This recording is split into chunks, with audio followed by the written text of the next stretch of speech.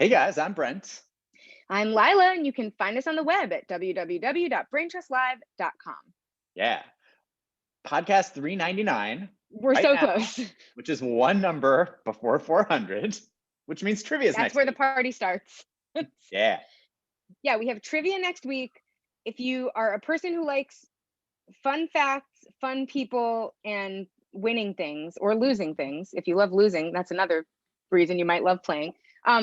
Then you can join us on Sunday night at, I was gonna say 8/7 Central. It is 8/7 That's Central, but right. Yeah. it's Uh-huh. 8 Only on 5 ABC. No, Pacific. that's right. Yeah. No. It's at 8 p.m. on the East Coast, 5 p.m. on the West Coast. Mhm.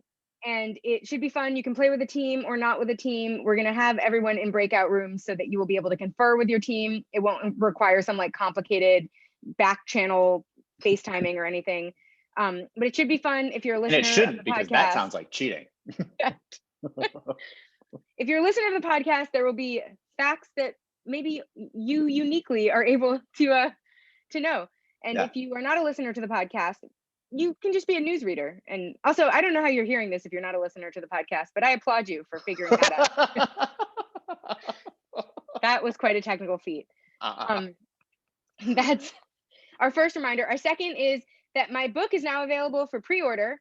It's called Some Kids Left Behind. It's on all of the bookstores that you order stuff from, the Amazons and the bookshops and the Barnes and Nobles and such.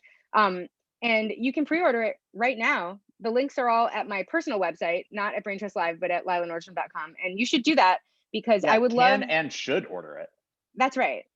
I would love to become a celebrated author, and I can only do that if people buy my book. So You deserve that. that's right. I think I do too. I'm not even going to pretend that that was No. just a great compliment. I deserve it because I want it, and that should be enough. So, pre-order the book. Tell your friends, tell your enemies, whoever's out there listening. Sometimes enemies are better listeners than friends if it's social media that you're sharing it on. But, do you. Very true. And do it before we all die, because we have chosen as a nation to just give up on the mask thing. What a wild time for them to announce that you could just be going around maskless anywhere you want if you have the vaccine.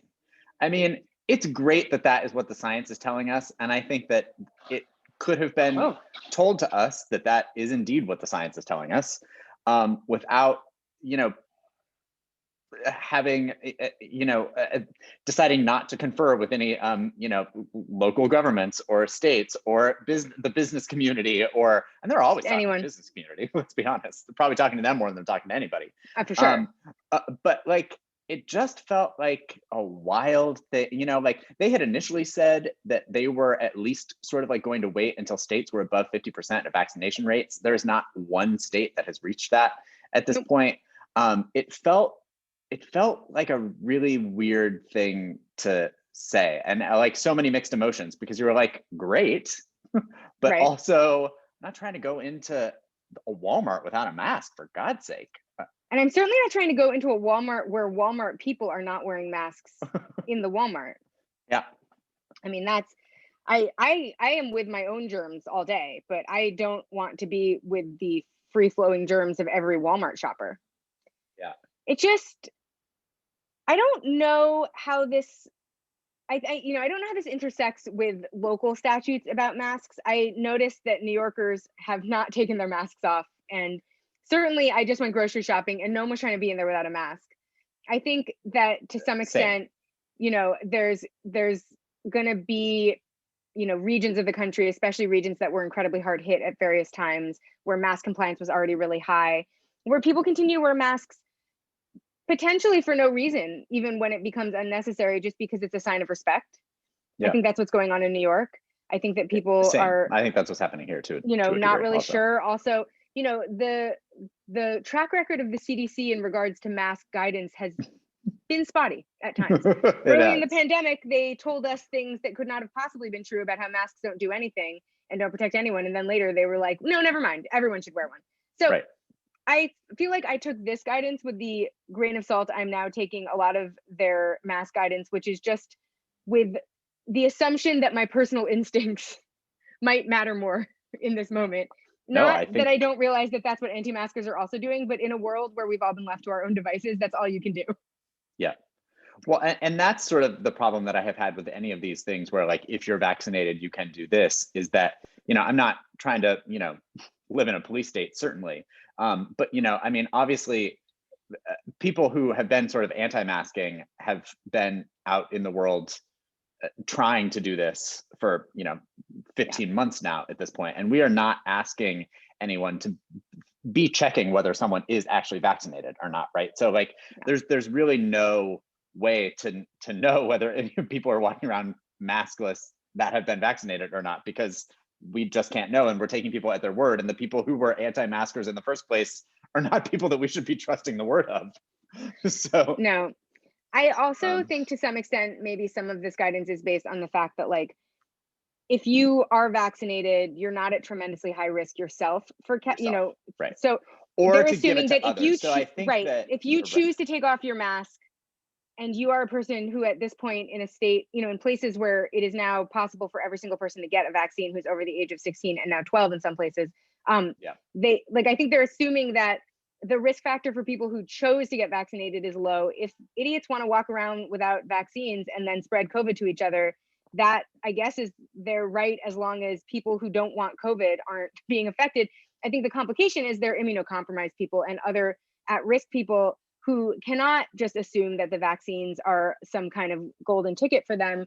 And we are making the public an untenable place for all of those people, which, I think, if this is something where I think that, like, if we had a true public healthcare system, our public health policy would be affected because our government would view themselves as a health insurer and would make policy to lessen the cost of care broadly. So they would make health policies that consider the social implications and health implications of policy announcements like this. Whereas right now, they don't really have that obligation because the cost of care is not really their concern. So they're able to say, like, they're able to frame things as if everything is a personal risk decision. And that's really not what you can do with an airborne virus. With an airborne virus, everything is social risk. Your personal risk is not relevant to it should not be relevant to their policy prescriptions. It should be a social risk question. And this just introduces so much additional socialized risk, which is only a thing because we don't view ourselves as insured, as insurers as a group, but we're not, the citizens of America are not insuring each other. And so we don't fucking care what anyone else does. And we also don't, think that everything is a personal decision and, for us and freedom for us or whatever. But, like, in reality, that's not how this kind of risk operates. And we just, like, have no way of fixing that.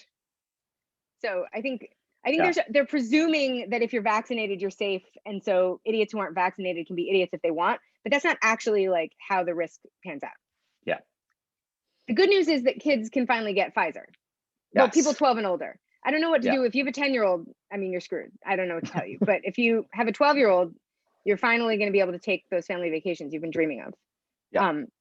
And I think also this gives them a new frontier of people to vaccinate, because a lot of states have seen huge slowdowns in the vaccine lines just because the people that wanted vaccines have now gotten them. They're having a hard time convincing the people that don't want vaccines to get them. And so they just have, like, all these vaccine doses waiting for someone to come and take them. And now they can at least give some of those doses to children.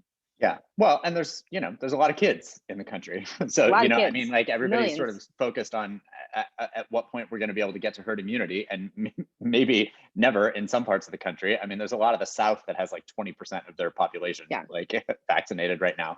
And that's probably not going to move much because the people just aren't going to get it. But, like, adding another age range to this, gives you however many more millions of people that you now have available to actually get a vaccine to. Well, and it makes the schools safer. Which, well, for sure, right? Yeah. Which allows allows the economy to resume in different ways, because if you're, but that's one of the things that they're saying is certainly helping Los Angeles. They're saying that we might want to be one of the first major cities to get to herd immunity, because if we continue, and that's a big if, I suppose, but we're doing about 400,000 a week now, which is down, but it has been steady at that for a minute. If we continue doing that until like mid-ish July, then we'll be at 80% of residents who have had at least one vaccine. let me tell you what's going to happen is what happened in New York, where things were really flying along until suddenly 1 week, there was no one else who needed a vaccine who had not already gotten one. And then it was just like thousands of available appointments open, like over 1 week. It was just like thousands of available appointments. And I that's going to happen in LA too.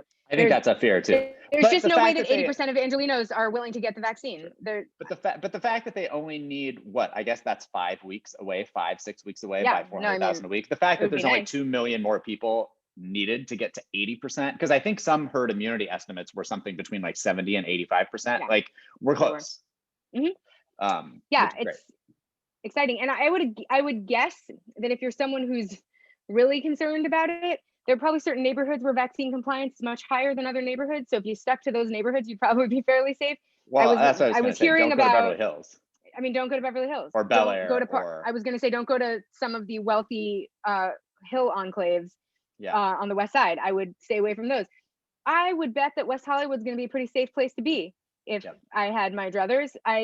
Currently, I think that my neighborhood in New York, Chelsea, is at something like 70% or something, which is, this is a neighborhood that has lots of wealthy white people. So they went and got that vaccine right away, and they were able to get in early because they had all the resources.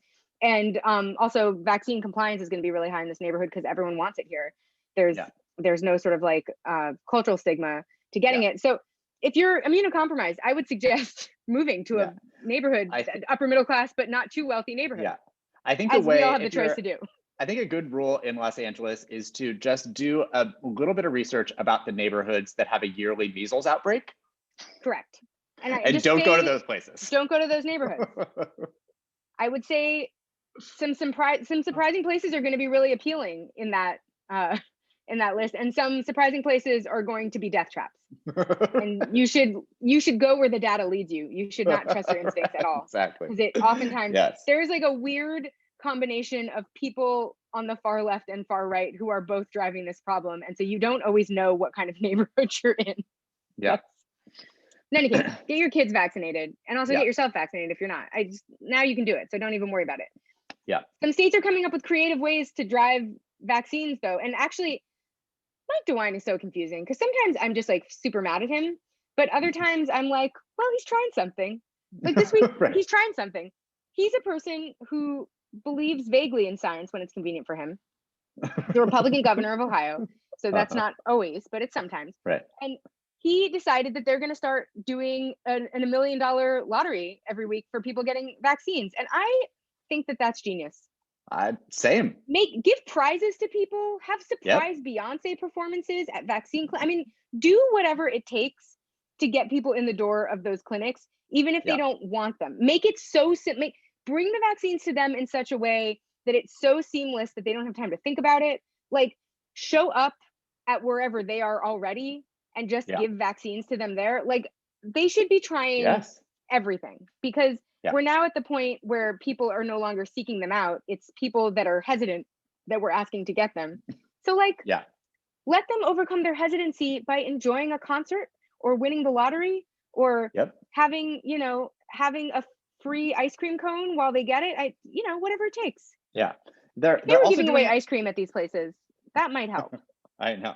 They're also doing another thing where they're going to hold an additional weekly lottery for those Ohio residents who are 17 and younger, and they are now available to, or they're eligible to get the vaccine in Ohio. And so they're going to have 5 winners who are going to receive a full 4-year scholarship to a state university in Ohio, which will include tuition, room and board, and books. And while I also think that that is a great idea because of the shit fest that is paying for college in America in 2021, I also, we're at some point, we're going to hear the story of these 5 17-year-olds who won a college scholarship, who have had, a hard knock life, and it's going to be a real human interest story on the news. And you're going to be suckered into having your heart warmed. And while you should feel great for that specific child that they are now able to go to college, who wouldn't have been able to go to college otherwise, you should also let that story remind you that that person wouldn't have been able to go to college had they not won the fucking lottery. That's right. And that's a problem. We could have that kind of warm hearting every day of our lives for every single child in Ohio and every state in America if we were providing them with a free college education. That's there. There it is. Our hearts could be warmed permanently. We could just be walking around with warm hearts, and that would be a nice change of pace. I think it just feels like we could use this opportunity to. I feel like, as a general rule, you should hear a human interest story and think to yourself, instead of thinking that's so nice for that puppy or whatever, think, what is a policy solution to the problem these people faced? Yes. That should always be your first question with a human interest story. Don't worry about whose lives were improved by having a grandmother who cooked them a Thanksgiving meal for the first time in their lives. Wonder what the policy solution is that led them to need that grandmother. Wonder why that puppy or whoever needed a new home. Like, wonder what we could do for all the puppies instead of just the puppy that you saw. What could we do for all of the puppy a metaphor? I just feel like a lot of human interest stories involve puppies that find new homes, and I'm always like, what happened to this puppy in the first place? Where was its original home, and why wasn't that a better home? Like, it feels like we could do better for metaphorical and real puppies if we viewed all human interest stories through a lens of how do we solve the collective problem this shows exists, as opposed to how do we pat ourselves on the back for feeling great that this one time the puppy got saved. Yep. I sound now like a PETA person. I don't mean it that way, because you guys know that I'm sitting here as a meat eater, just like not worrying so much about animal ethical. Meat eating non-pet owner. And meat eating non-pet owner. But like, don't you want all the Ray Rays in the world to have good first homes? I do. I really do. Just feels like, why should she have been, in a tough spot early in her life before she found Brent Thornburg? Why did I have to rescue her? That's right. Why did she need rescuing? She rescued me. She rescued you. Moving on. Human interest stories, a policy problem instead of a heartwarming solution. Yes. Moving on to a real policy problem. Listen, you guys, Israel and Palestine are having a situation. And we worse than it's are been not the right experts years to explain that situation to you, although perhaps you've listened to past podcasts where we have explained pieces of it. Here's what I think is interesting from our perch as people who really focus on the American electoral system, specifically. When I was growing up specifically, and this was the case where Brent was growing up, but it was like really the case where I was growing up. You could not criticize Israel. That was not a thing that you could do. I got into a lot of trouble in high school for being critical of Israeli foreign policy, of Israeli domestic policy as it pertained to Palestinians. And that was just like verboten. It was verboten in Washington fully. It was verboten in New York City public schools. It was verboten everywhere. And what I have noticed over the last few days, as we have watched Israel launch an attack on Palestinians, and as we have watched this sort of situation escalate, and a lot of this, has to do with like politics that are going on in Israel right now that are not great, and the fact that like Bibi Netanyahu is like a true asshat and always has been, and everyone knows that, and that, like, this is like a situation that we've been through before, this exact kind of provocation. But what I have noticed is that suddenly, and I think this began in the Obama era, very, very like notably, but it is something that I worried would not carry into the Biden era, because Biden himself is a little bit blind on this issue, / a lot bit blind on this issue. Yeah, I mean, his statement on this was certainly unacceptable. More of the same. It was not just more of the same. It was unacceptable because the context is different, and he is being more of the same. But you can now criticize Israeli foreign policy as a member of Congress, as a person who lives in Washington, D.C. and works in politics, as a person out there on the streets who just cares that, we don't like support an apartheid state. I mean, the transition is exciting. Yeah, even the news media is shifting a little bit on this. I have been surprised a couple times. There was a press conference with someone from the I think it was either Homeland Security or DOD, I can't remember, but like was being asked by a journalist, whether it was acceptable that the Israelis were killing Palestinian children, and the response from this guy was like, well, it was the same sort of like, well, we respect their right to defend themselves, and he was like, but can you denounce no, that children no, are right. dying? Like, And of course they wouldn't, but like, also, like, can we admit that this is a wholly unequal fight?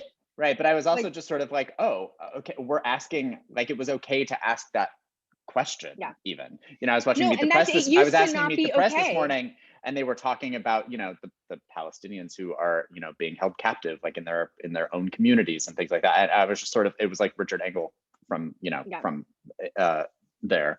And I was just sort of like, oh, Yeah. wait a minute. No, it's been really interesting just because the sort of the Overton window shifted. The conversation, the allowable conversation on this is shifting. And that, I think, is really a prerequisite to us re-examining our role in this, because the reason that this is always such a big issue here is because we are funding these operations. We have a huge role in these kinds of Israeli military actions. And so that is why Americans have to get engaged in these conversations, is because we are the ones funding a lot of these actions. And I think for a long time, it's felt like there was such an insane consensus around the idea that we could not even question openly questionable actions on the part of the Israeli military, that we could not discuss the issue, that we were not really able to even get a sense of where Americans stood on this problem, because for a long time we have not been able to have thoughtful conversations about it. And talk about it. Yeah. I think, I'm also seeing an also important conversation happen about distinguishing between criticisms of the state of Israel and anti-Semitism, because a lot of the time the other sort of obstacle course that you have to deal with on this issue is that people use coded language when they criticize Israel. People say anti-Semitic things when they criticize Israel a lot of the time.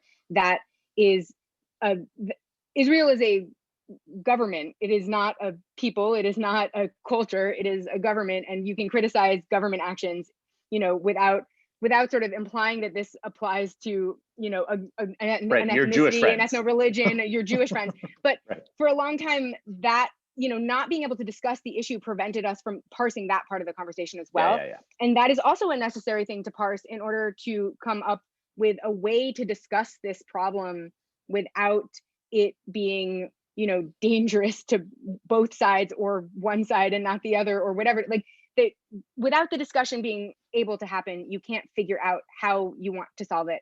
And we have not been even trying to solve it because we haven't been allowed to discuss it. So it's been very exciting to see that there is room for dissension right now in Washington on this issue, and that is new. And this whole time, I thought deep down in my heart that Jared Kushner just really had this all under control. He told us he did. Remember when we moved the U.S. Embassy from Tel Aviv to Jerusalem, and that was going to solve everything? Sheldon Adelson promised us that was going to fix things. I don't know what the hell's going on now. It's like, if you fixed it, you fixed it. I don't want to hear more about it if it's fixed.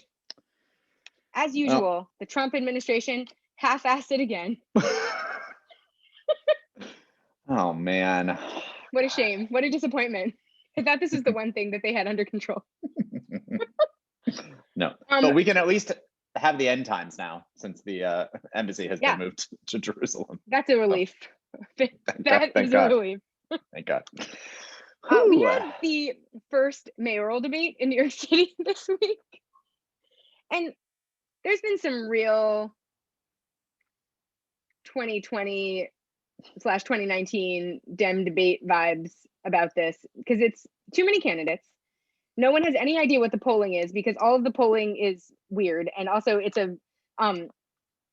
because the election format has changed. It's a ranked choice election, and so no one really knows how to vote in the first place. It's the first of 3 debates, so there's going to be more. And they were all on Zoom. Wasn't there a recent poll that Adams was ahead in? That sort of like made There's been a recent poll. I mean, kind of. Adams was ahead in one. Andrew Yang's been ahead on a lot of them, but no one really knows if that's going to translate, because no one really knows if his voters understand how ranked choice works. There's going to be, there's going to be last minute surges because of the debates. There's going to be money that reallocates itself. Who knows? Because no one's polling like significantly ahead of anyone. It's all like, no one really knows how to poll this. So I've been looking at the polls and sort of feeling like maybe the polls don't really know how to poll this, But also I could be wrong and the polls could be accurate and Andrew Yang could be the most popular Democrat in the city. And for that, I would feel confused and frustrated. But basically, Andrew Yang in this debate, knowing everyone was coming for him, just tried to be like relatable and fun. He just like agreed with everyone the whole time, which is what he does. Here's a reminder just to all people, but especially New Yorkers, you don't have to rank him.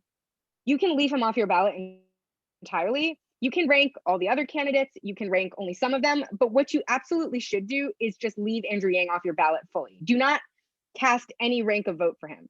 He is unrankable.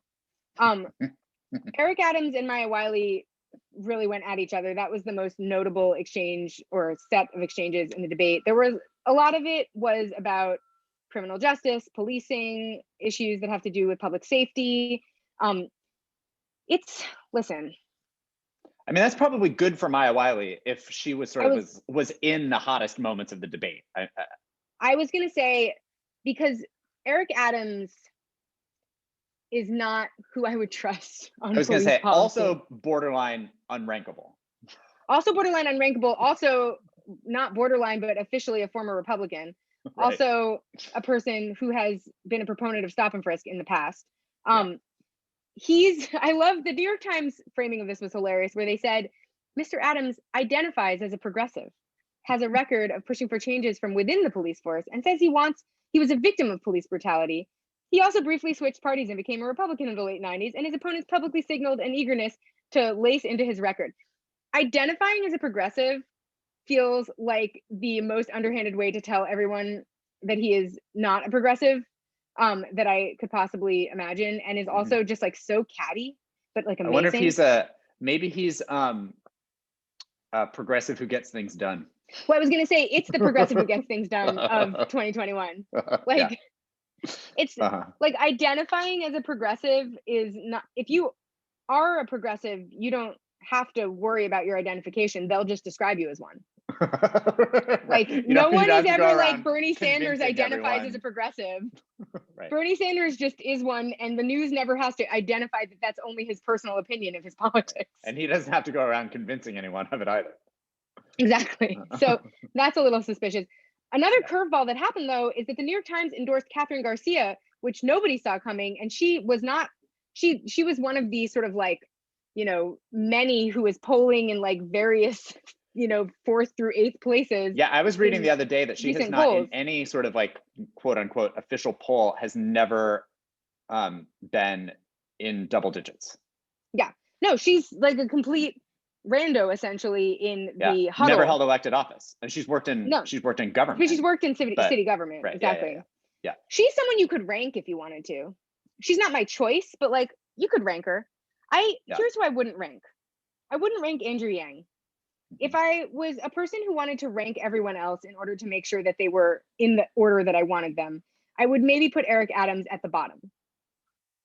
I would rank one of the progressives, one of the Maya Wiley, Diane Morales types at the top.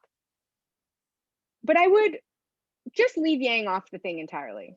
He's not a person who's a real person in this race. Just know that that's your life.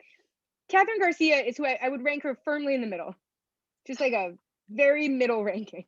Well, that's exactly where she stands. And that's where she stands. But no, that was a curveball. The cover of the Times, when I checked just now, was that Hakeem Jeffries had endorsed Maya Wiley. And I don't even know why that would be an important endorsement or why the Times thinks that's an important endorsement. Sure. But they were reporting it like it was the most important news of today. So I don't know what's happening right now. The New York City mayor's race is crazy. Yeah, I saw, I can't remember whose campaign it was, but I was reading something about this race the other day, and one of the campaigns released some statement that was like, Mayor Quinn and President Klobuchar can tell you the importance of a New York Times endorsement or something like that, which I thought was pretty good. I can't remember who it was. It might be from somebody who's awful, but to be fair, at least with Quinn, she was the front runner when they did that. At the time, right, yeah. She just was a person who her entire district hated. But this is like even weirder because it's like no one is pulling for Catherine Garcia. Right. She's like fine, but like that's not who the people are pulling for. So like that was like a really out of left field one. I wonder if they were just testing the boundaries of how much weight they could have in this new system. Maybe. They're just like, we'll see what we can pull off here as the New York Times. Yeah. I don't know. One thing that we do know, and this is a lesson that I hope we don't forget after 2021. Yep. If you threaten your governor with some kind of expulsion, you will get great things. We are learned it in New York. seeing it. We learned it in New York. We learned it when we started threatening Cuomo. And if it is still open for us to find those extra 5 women to get us Medicare in New York State, that is still an open question. But right now, Newsom is under the gun, and we are killing it out there right now. First of all, I just got like surprise money in my bank account from the state of California earlier this week or last week. Yeah. They're already floating the idea of additional cash payments. Yeah. They just released his new budget, and it's like kind of great. Yeah. Well, and the first thing that it does is reverse like all of the proposed budget cuts and from the last budget, which was sort of like at the start of the pandemic. And he did sort of like get dragged for that budget, but also like we weren't expecting to have any money, right? Like, right. So, and we ended up bringing in more tax revenue than we were expecting, mostly on the backs of higher earners. So like, hooray for that, I guess. Yeah. But then also we did get some, there was money for state and local governments in this last stimulus bill, the one that was passed by Biden. Biden. I'm like, just turned into Sarah Palin all of a sudden. Didn't she call him that during the debate like multiple times? She did. She kept calling him a Biden. Anyway, whoops.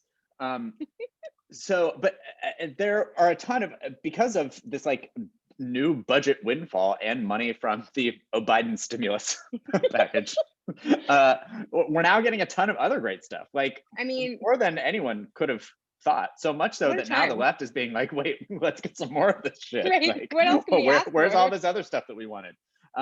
Yeah, like you just got cash. We're going to give more cash payments up to $1,100, like $600, and that's going to go to like 2/3 of people in the state. It's people who earn under $75,000 a year, I think, or something. I don't know. Yeah. And that's like $600, and then like $500, I think it's a child credit or something, I want to say. Yeah. And then there's money to pay off unpaid rent and utility bills for all renters. So as that there has should been be. That was unacceptable that they left people hanging on that at all. Agreed. And nationally, there needs to be that plan too. And then, as we've said a million times on this podcast, that would not be hard to do. The government owns most mortgages. Exactly. They could defer those payments for both homeowners and renters. It would not be hard. That could be a swipe of a pen. Anyway, we're also creating a new grade. A new school grade. We're just deciding to send people to school for longer. Yeah, we just did. Yeah, we're calling it TK, transitional kindergarten. Yeah, I can't. The name bothers me, but I applaud the move in general. Yeah. They're starting a new polytechnic university. They are they're forgiving all traffic tickets for people who make less than a certain amount of money. They like doubled the billions of amounts of money that they were going to put toward the homeless crisis, and they're broadly expanding the program that they had put into place where they were putting homeless people into hotel rooms, which has worked, but just hasn't been there because we're doing that. There's like I think it was like Project Room Key or something, and I think we're doing something similar in Los Angeles, and I think there has been some success in that, but it's just not widespread enough to be able to do it to actually make a dent in the homeless crisis. Also, one thing to give people hotel rooms, but like at some point we need to transition to giving them permanent places to stay. Right. Yeah. Like a hotel room is not a solution to your homelessness. It's like it puts off the worst part of being homeless, but but the fact that we had right. What'd you say? Sorry. They're going to create low-cost student housing. Oh, well. Yes. Yeah. I mean, just a ton of stuff in here. Like, I think they're also giving they're giving free healthcare, I think, to older residents, including people who are here illegally. So I think it's essentially meant to like cover people that would be on Medicare who don't qualify because they're not citizens or because they're not here legally or whatever it is. Yeah. Hilariously, which we should do. Old people need healthcare. All people need healthcare. Everyone needs it. Well, right. He promised that he would give this to us. So like maybe that's one thing we could ask him for. Yeah. What I find hilarious is that Republicans are out there saying that because we have all of this extra money, like this $100 billion surplus, that is proof that our taxes are too high in California, which is rich because obviously their plan would be to probably not cut any of these programs.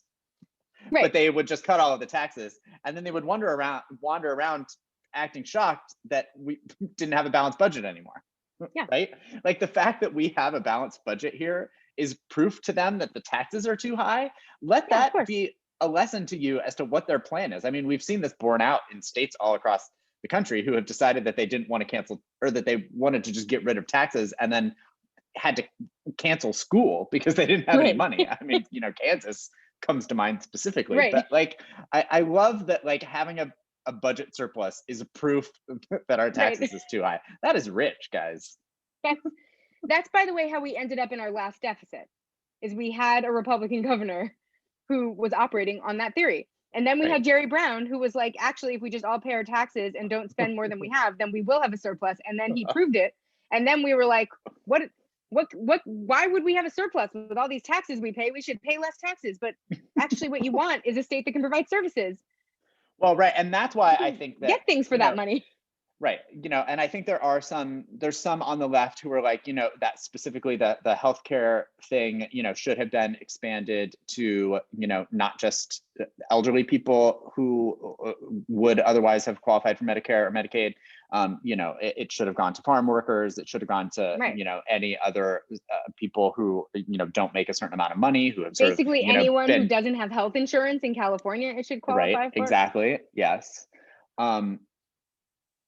But and some of those things may make it back in, you know. I think that for people who don't live in California, it's always weird because you know, so this is Newsom's proposal. So the next step is that this has to go to the assembly, and you might be thinking to yourself, oh, the assembly will like cut a bunch of these things, but the California assembly will not do that. No, they will be mad that it does not include the things they wanted. Yes, there are already assembly members who are asking specifically for the thing that we were just talking about. You know, there was an assembly member who said, you know, this free health thing should have gone to low income or should have been extended to low income farm workers, just general low income workers who, quote, have kept families fed and cared for during this horrible pandemic. So like, you might actually see this go to the assembly and then some of these things like juiced up a little bit. And that's California for you guys. Yeah, because Anthony Rendon's also trying to get more childcare money in there and college funding. So assembly. He's the speaker of the assembly. Yeah. Yeah. So what a world. Also, California. The guy that had to take the hit on killing Medicare for all. So like, maybe I'm mad at him too, but I don't know. Well, you might be. I don't know. Yeah. There has been this crazy gas situation happening on the East Coast. And before I tell you what the actual details are, or we tell you what the details are, I want to tell you how it's affected us, which is mostly just that people keep complaining about the high gas prices, but they're actually still 50 cents cheaper than they are in California. Gas I know. Remains, there's a lot of memes about surged, people complaining about the gas prices, and then like people there's from all California this news being like, about surging gas prices, and the surge has made it almost as expensive as gas in California, but not quite. Well, so that's how we're paying for our services, Lila. Something to keep in mind. Yeah, there was a huge pipeline to the East Coast shut down because it got hacked. By well, not the Russians. To be clear, it wasn't the Russians. It was Russian people, but it was not the Russians as a country. Or it was Russian individuals who were collectively working to hack a pipeline, but not theoretically not at the direction of the Russian government. Although, who can know what is and is not at the direction of the Russian government in Russia? You can't. That's exactly. But there have been a lot of scenes of gas shortagey 70s style scenes of like huge lines and people. That stupid picture of that person trying to put gas in plastic bags and then putting it in the trunk of their car. I just can't with anyone. Sorry. I mean, listen, people are dumb. I get it. People are dumb. Right? They don't know things. People don't know things. But I can think of 100 things that are in my home right now that I could have put that much gas into that would not have been a plastic bag, that would have been a safer transport. A giant plastic tub. I mean, anything. Just like a laundry hamper. I've got 2 Dutch ovens sitting on my oven right now that seem like great gas transports. Yeah. I mean, also, what happened to gas canisters? Remember those? They're really cheap. Oh, right. You can buy them anywhere. Yeah. Well, people are panicking. And like, there's like this weird panic going on right now where like, we talked about it a little bit last week. Certainly there's this gas issue, which sort of like caused, you know, obviously prices to go up. There's like a weird chicken shortage going on right now. So like chicken is really expensive. And like people are just like generally like panicking about like whether we're gonna have inflation or not or whatever. And so like this didn't help just sort of like this weird unease that is already going on. Last week we were talking about how the jobs numbers weren't great. So like there's like this weird sort of like economic unease going on right now. So like having like a gas pipeline be hacked by some weird Russian companies who like wanted ransom money to like, you know, be able to unhack it, right? Didn't help. It wasn't great. No. But it's been resolved. So they paid the ransom and now we can go back to gas guzzling. So that's great news. One way that we could avoid having this kind of crisis in the future is by investing in electric vehicles. Electric vehicles, fixing our crumbling infrastructure. Like there has to be a way that like gas pipelines don't have to be shut down by hackers. Right. And that people aren't forced to pay prices nearing the price of gas in California. I know. You know, we're going to talk about infrastructure next, but before we do, and I get that there were probably only so many things that Biden could actually do by executive order, but he did, because of this, sign an executive order that like aims to strengthen US cybersecurity. But the thing that he actually signed is the creation of a cyber safety review board that will convene after major incidents. Oh, great. A task force. He started a task force. A task force to meet after something terrible happens. Yeah. To figure out why it happened and then never learn any lessons from it, like most task forces. To examine it and then choose to implement no policy changes in order to ensure that it never happens again. That's right. Yeah. But speaking of infrastructure, we had a bit of an infrastructure week this week. I guess. Official or unofficial, I don't know. But we had multiple meetings with Republicans on infrastructure, both on Wednesday and Thursday. For some reason, we elected to speak with Republicans about infrastructure, knowing full well what their position on infrastructure and good ideas is.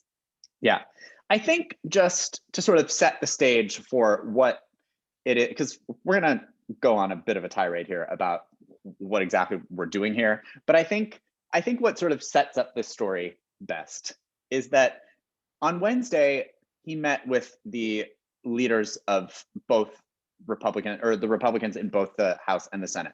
That included Kevin McCarthy, who Joe Biden, after the meeting, said that if Kevin McCarthy looked him in the eye and said something, that he would trust him. And Kevin McCarthy walked out and said that the conversations were constructive. And then seconds later, Kevin McCarthy sent an email to fundraise where he said, quote, "I just met with corrupt Joe Biden and he's still planning to push his radical socialist agenda onto the American people. I need every single patriot to step up and fight back." So that is the kind of cooperation we're looking at here. That's it, guys. That's it. And also, the other kind of cooperation we're looking at is a Republican Party that has drawn lines in the sand that have nothing to do with reality. I mean the way that Biden is insisting to pay for this, because what he's not going to do is deficit spend. No, he would never. No more deficit spending from Joe Biden. Is to raise the corporate tax rate from. It's not an impression of him. It wasn't intended. It's an amazing impression. Certainly. It was like a duck impersonating Joe Biden. Anyway, the way that he's proposing to pay for it, because it has to be paid for, God forbid, is to raise the corporate tax rate from 21 to 28%. And Republicans' line in the sand is to not raise the corporate tax rate, which they just gutted themselves from 35 to 21% in that terrible tax bill that they passed that also blew up the fucking deficit, if we're talking about deficits, back in 2017. So like the fact that you've got these people who are coming in there supposedly to do, good faith negotiations with you and then call you corrupt and a socialist, and who are drawing a line in the sand on the corporate tax rate, seems to me to be a waste of fucking time. Correct. Am I crazy here? It doesn't just seem to you. It's not a personal wacky opinion that you're proffering here. It is literally a waste of time. It is in the sense that it is wasted time, right? Yes, exactly. Factually. It is talking for no reason. Yeah, exactly. And I just It's don't, like a I don't, Zoom meeting. It's like how many of your Zoom meetings these days are things that could have been a quick phone call and are now a 1 hour Zoom meeting. yep. It is like Joe Biden has elected to make America attend like a 3-day Zoom conference instead of just calling us and telling us the plan. Yeah. He's I like your just, terrible boss. I don't understand what it is that he thinks that he's doing, that he thinks that he's going to get 10 senators. I think there were less than that who even came to this meeting. I mean, look, he expects them to come back next week with a counter offer. Their initial counter offer was somewhere in the range of $500 billion. His is like $2.3 trillion, which still ain't enough. But the fact that theirs was like 1/4 of the price, and we're now supposed to, and they're also like not allowing that some of these things that are in his bill, like home health and things, like they are not allowing that those are infrastructure. So like they are going to come back with something that is much more narrow, even in scope of what they are willing to actually include in the bill, regardless of how much they're willing to spend on it. So like they are so far away here. And Biden has said himself that he is willing to do this through reconciliation if he has to. I just don't understand why he isn't just doing that literally. I have a theory. I Right. think that he is doing this to give himself plausible deniability because he is not a guy who likes to look like he's doing anything and also doesn't want to look as successful as he could look. He would prefer to look like he took the middle road every step of the way. I think he is doing this so that they will come back with a proposal that is wholly unacceptable to all Democrats, so that a bunch of Democrats can go on TV and explain to the American people why it's wholly unacceptable, so that when he uses reconciliation later, he can be like, they gave us no choice. But he's going to drag it out every step of the way, and he's going to then have passed a bill that is less exciting than a bill he could have passed in an effort to look like he's compromising with people who are not compromising with him. He's going to waste precious time doing all of this, attending Zoom meetings no one needed to be at, attending, you know, like instead of making a phone call to fucking Chuck Schumer, he's going to be calling Kevin McCarthy with Right. a bunch of, and Shelley Moore Capito with like a bunch of random ideas that they don't care about. And then at the end, they're going to be like, they gave us no choice. And that's why we couldn't pass X, Y, and Z thing that we wanted to pass either, because of a reason that we made up. But like, this is, I think, a messaging process, because it seems like he must know that this is insane. I I just don't know can't that he does. imagine He's that out he here doesn't talking about how excited know he that. is to Well, that is go through messaging. this whole process. These people have to be good actors. I'm not suggesting this is a genius strategy. I would rather he just fucking do something, because it's really more important you look successful than you look bipartisan.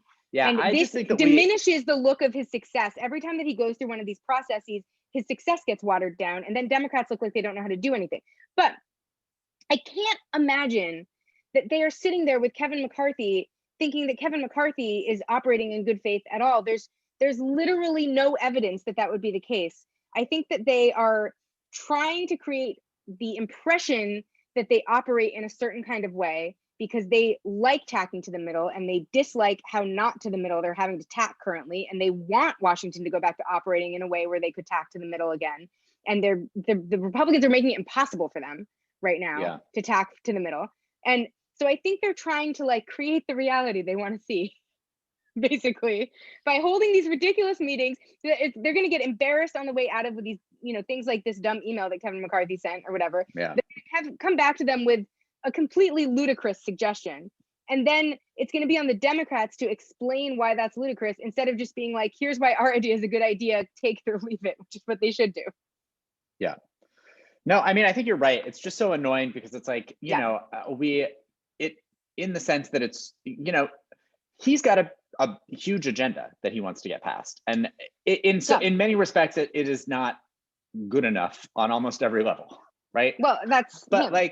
But also, would we be better if some of these things that he has proposed get passed? Yes. Sure. And I think that the idea that he doesn't have that long, and I know that people are sort of like, the wasted time is frustrating. Wasted time is frustrating. And I just think that, people are sort of like apt to respond to my complaining about this, that he's, it's only, he just got in there in January. And like, look, I get it. Right. But like, also, you may only have until 2022, considering just at least historically how midterms go, especially in a first term of an administration. Also, nobody wants to take hard votes, even like when the election is coming up. I mean, like, you just have a minimal amount of time to do some of these things. And we're talking about potentially only maybe more months. We're talking, and if this is gonna be your main priority now, and you're gonna pussyfoot around and you're gonna have all these sham meetings, and then you're still gonna go through reconciliation to do it, and maybe not even have it be what you wanted initially, because in the negotiation process, you took out half of what you had in there in the first place, and asshats like Joe Manchin now won't vote for the larger package. I just, it's silly. Vote on it tomorrow. I don't think that he has to explain to us why he wants to raise the corporate tax rate, or that is an acceptable thing to do. Americans that would want poll to raise at the corporate 99% if I had to guess. I mean, it was 35% in 2017. Yeah, Republican voters don't right. We're not even talking about Republican raising it to what it was. Yeah, it's only Republican elected officials who care about the corporate tax rate. Republican voters would much prefer the corporate tax rate be higher. Exactly. Yeah, no, so I think that part of this is them operating on an older playbook about what voters care about, because voters don't fucking care about the corporate tax rate. They want it to be higher. They care about it when it's lowered, but they don't care if corporations, none of which are things we are, none of whom are paying their taxes anyway, are raising, are having higher tax. Like, you can make the corporate tax rate 99%. It doesn't matter. None of them pay taxes anyway. Who cares? But like, I think that they are doing all of this messaging in an effort to explain things that don't need to be explained to the American people, to us. I agree. In an effort to look like they're building a consensus around something that there is already a consensus around. And instead of being like I think in this unique moment, the best thing they could have done for themselves is gotten in there and fucking driven the car fast, because Republicans already think that a radical socialist agenda is ruining America. Whether or not you reach out to them is not going to matter, because they're basically in a cult at this point. They're not even operating with the same set of facts. There's no way to, ground them in a shared political reality. You, as I was having this argument with my parents actually over the last week, because I was saying, I think when you have neighbors who are so deep in the Trump cult that they no longer share facts with you, you can't actually ask them to reconsider their opinions on those facts. What you have to do is ground them in a shared immediate reality. You have to ground them in issues that have to do with their actual, like, tangible lives in the town that you live in. You can't talk to them about what Biden is doing. Nobody, who cares if they think Biden is a radical socialist? It's too late. He's radical socializing around there. And the one you can say maybe like, well, I wish he was a radical socialist because I'm a radical socialist and I don't see any of that happening. That's maybe what you can say. But what you can't do is try to argue with them on the facts. All you can do is be like, in our town, here is an issue that has nothing to do with partisan politics that needs X, Y, and Z resolution. I feel as though the Biden administration is trying to sort of leap across a chasm that like cannot be leaped across. All they can do is create a dynamic in which people's tangible lives are improved, so that they are forced to wonder what radical socialist agendas actually do that's harmful. And like convincing them messaging wise that it's a good idea to do what they consider radical socialism, that is, by the way, not radical socialism, unfortunately, is not actually going to matter ultimately. So what they should do is just get in there, do what they want, as long as that is going to pay direct dividends to the American people, message that they were the force behind those positive changes, and then fucking run with that. Yeah, I agree. And they're operating as if this is a reasonable time. It's not. Just like, it's not. Know that to yourself. And another thing that they need to either do or stop doing is dealing with Joe Manchin in any sort of way, because or negotiating with themselves within the party, which often means which means Joe Manchin in most instances. But Biden this week sort of hinted that he would be willing to go down to 25% on the corporate tax rate. And that is not, because Republicans have already said that that's a red line. So like even going down to 22% is non-negotiable for them, because that raises it from what it is right now. So the idea that you're now down to 25% because Joe Manchin said that he thinks that it should be 25% is garbage. Leave it at 28%. And because here's the thing, and this is what I want them to take away from this, and I'm pretty sure I'm right. And they are listening. They are listening, right? Yes, exactly. I would I would bank on being right on this. I don't think that Joe Manchin will vote down what everyone is considering a once in a generation infrastructure bill that I think in general Joe Manchin agrees with the principles of. Yeah. If the corporate tax rate was 28% as opposed to 25%. I similarly don't think that Joe Manchin actually would have voted no had they demanded to keep the $15 minimum wage in that COVID package. No. I don't think that Joe Manchin would have actually voted no had they beefed up the unemployment insurance, because that was supposedly the last thing that he was quibbling with everyone on, that he'd stopped down the voting for 2 hours on. I just really don't think that he would do that. And if he does, then Joe Manchin did that. I just. Well, I also think that and maybe this is their strategy, in which case they are not ambitious enough, which would be just like them. So what am I saying? But if your strategy is to give Joe Manchin the messaging win or cover that he needs to vote for these things, start your negotiation higher.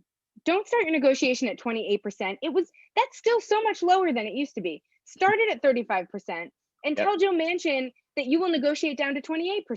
Don't start at 28 and tell him you'll negotiate to 25. Fuck 25. That's barely an increase in the corporate tax rate.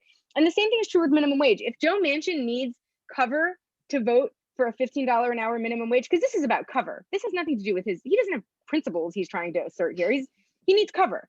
If he needs cover to do that, start the negotiation at $20 an hour. Use your heads, people.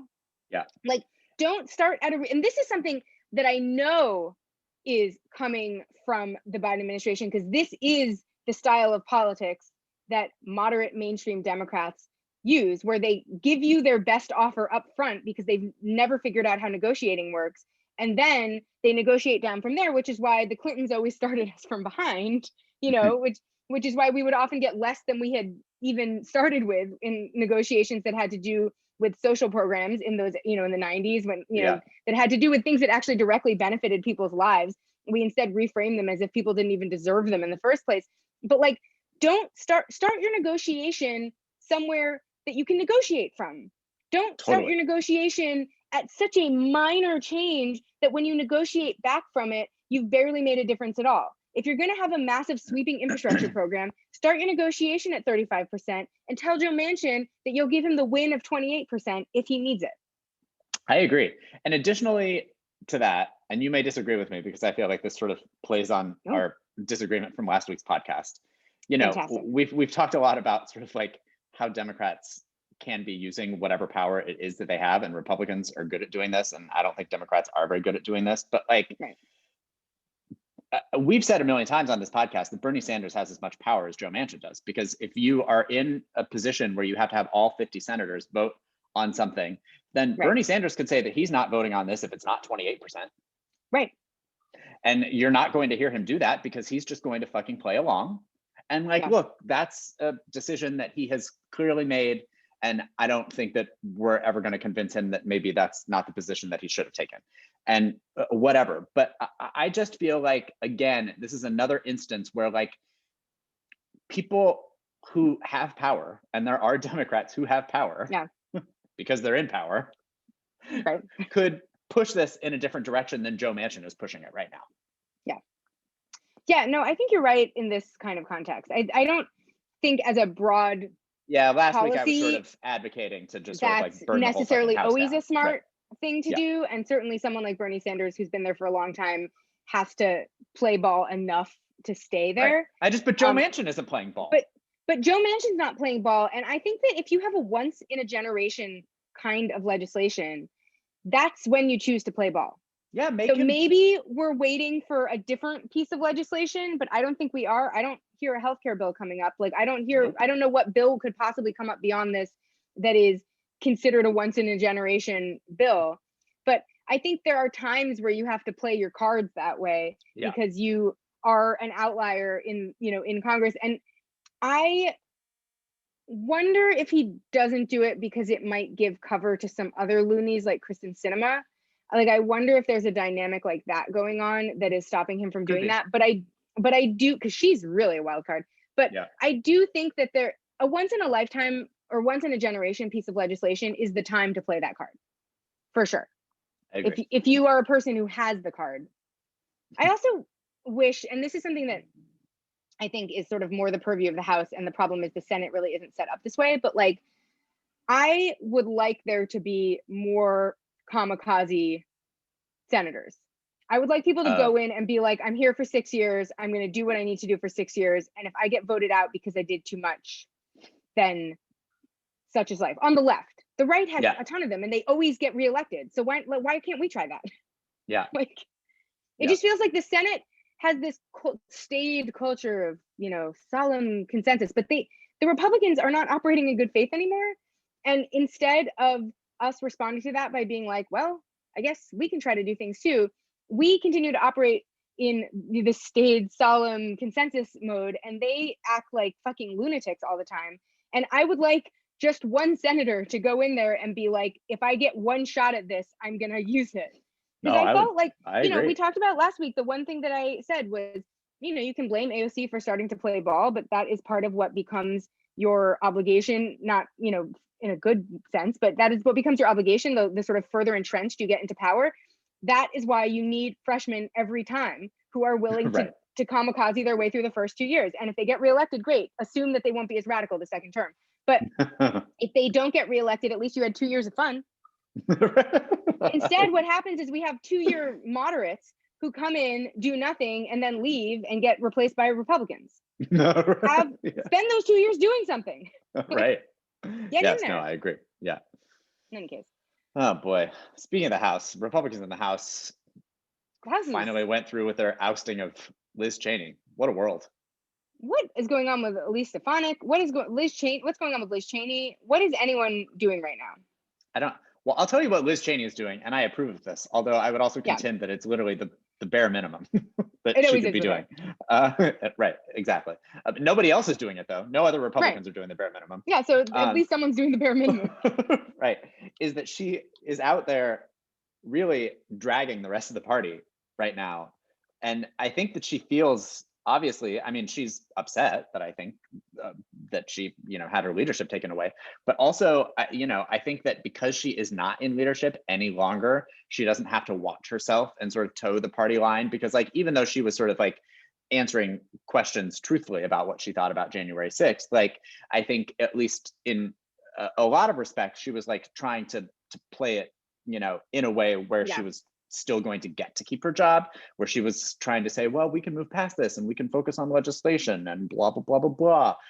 But now, she doesn't have to give a shit about any of that. So she spent like most of the Sunday morning shows just really ripping into everybody, which is a delight.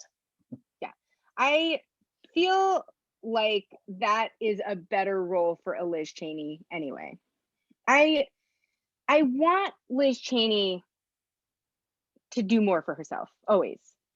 I feel like she has, this is all, like, as this is going on, she's first of all sort of like part of the kind of Republican aristocracy, essentially, because she's related to the Republican Party by blood.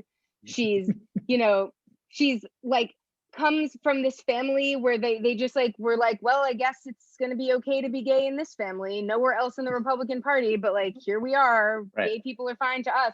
Like, so she's already from a family that not just in, you know, it's not just her individually that's taken a stance, but the family had to take a stance. So she's got experience getting out there in left field and just like trying some stuff.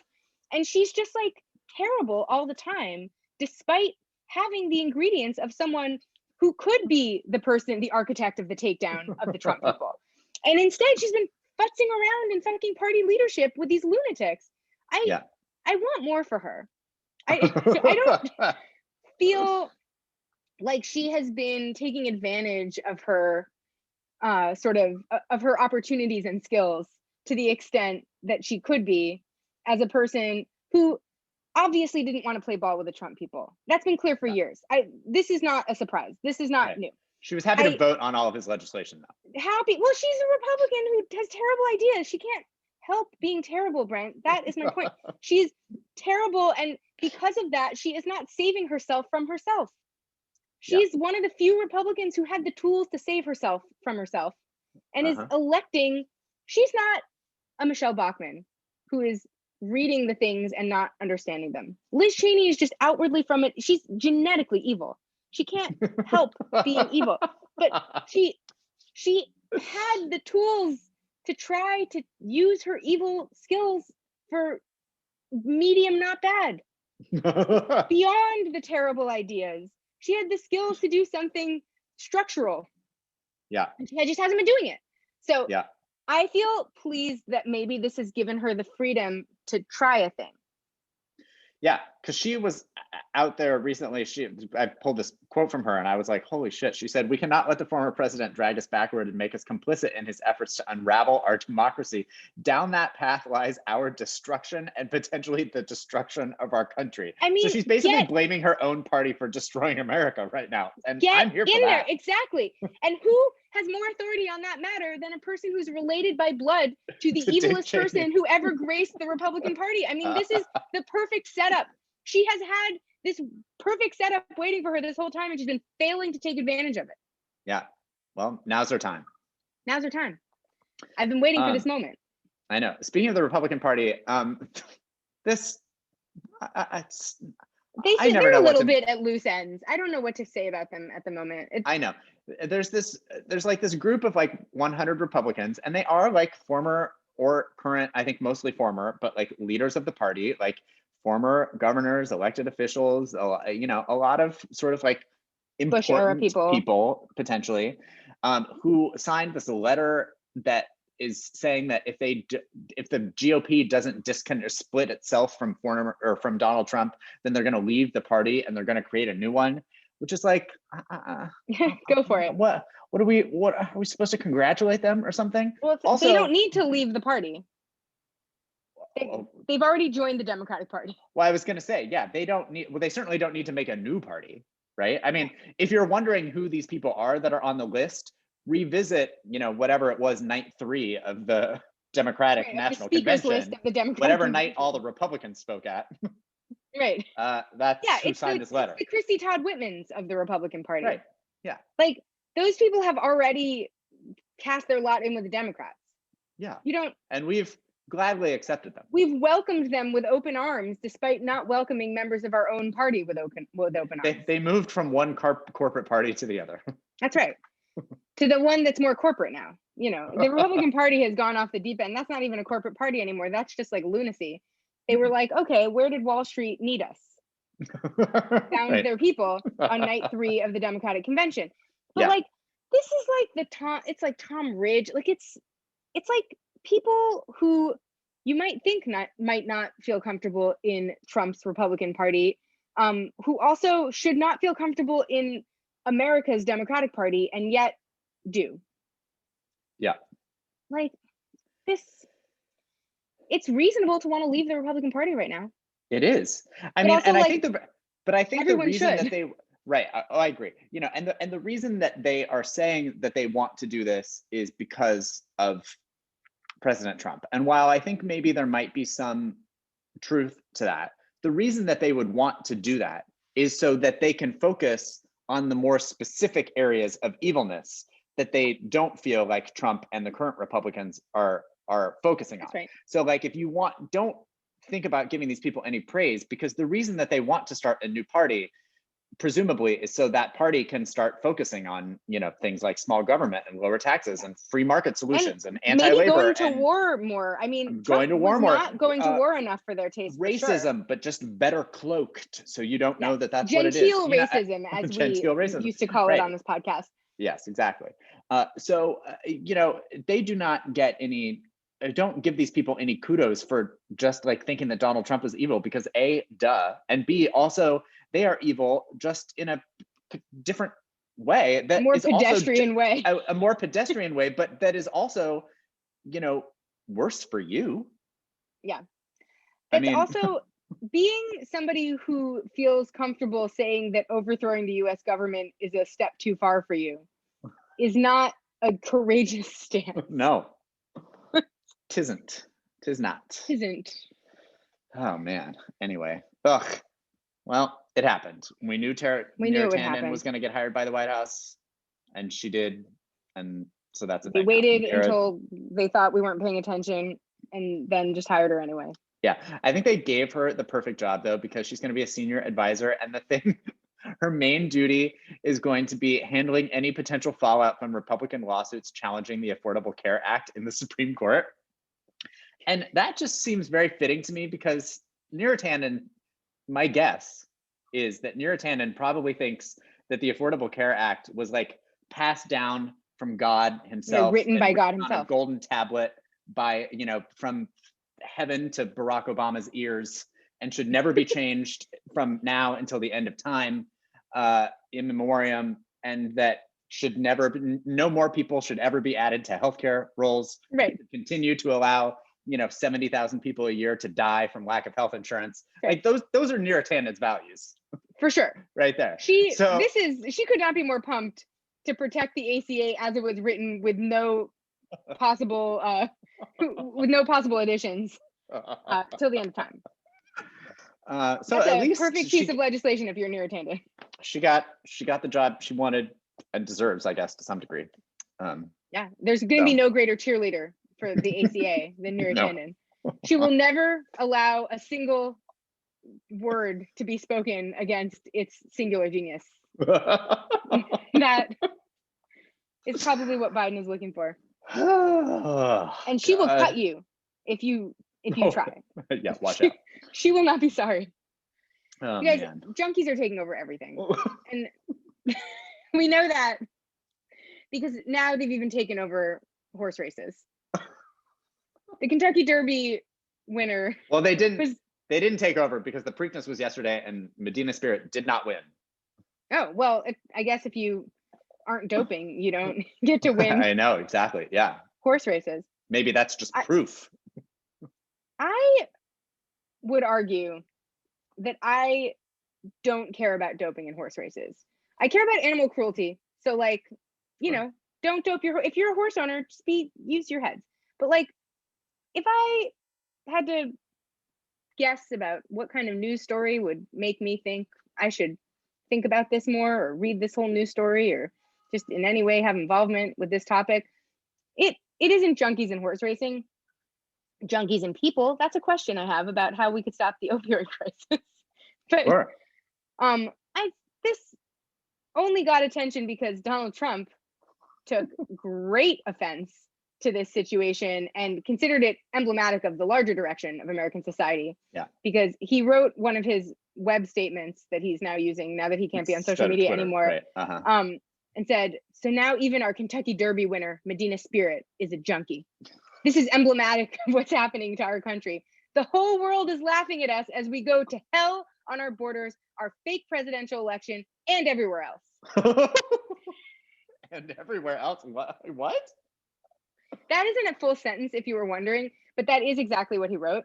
So you can use your own judgment about what it could possibly mean. I couldn't tell you.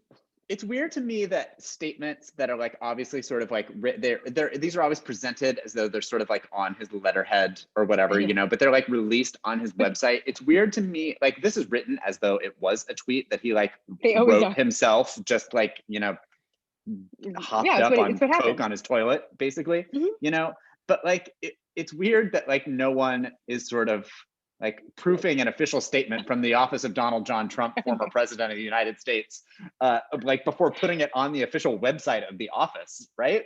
Fix this. Somebody fix this. Because he didn't write the HTML code to put this up on his website, right? Someone put it up there for him. He emailed it to somebody and they put it up there for him, or probably not. He probably texted it to someone and they put it up there for him.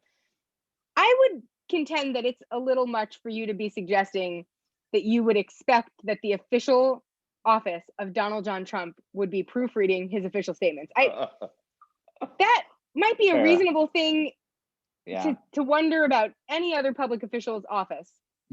Listen, if Hillary Clinton's office was putting out these statements, I'd be like, there's a fucking copy editor somewhere in your office, go find them.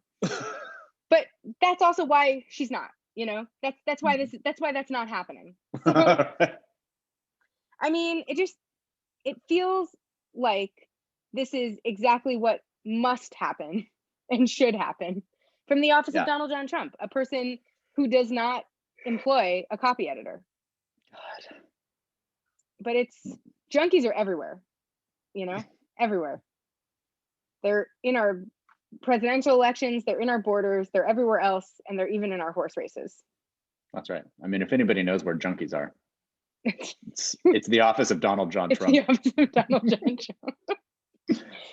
Oh my God, do you know what happened today? I met somebody who was at the Four Seasons Total Landscaping press conference. I was being interviewed by French journalists about 9/11 health stuff. Yep. And one of them had been on the campaign trail. And so we were talking about the various highlights of that.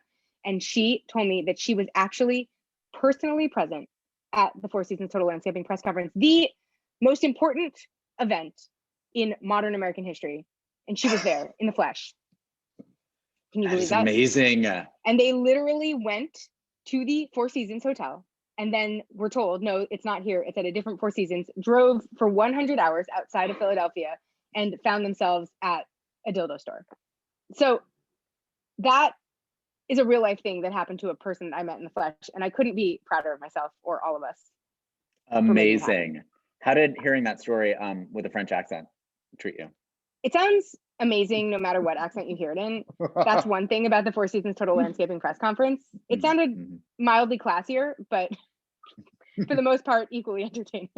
Great. Good. Okay. In any case, that's the news this week, you guys. That's it. Play trivia with us. Buy Lila's book. Yeah, those were the two. Those things. That was them. That was them. We'll talk to you next week, and we will hopefully play trivia with you next week. Yeah. Bye.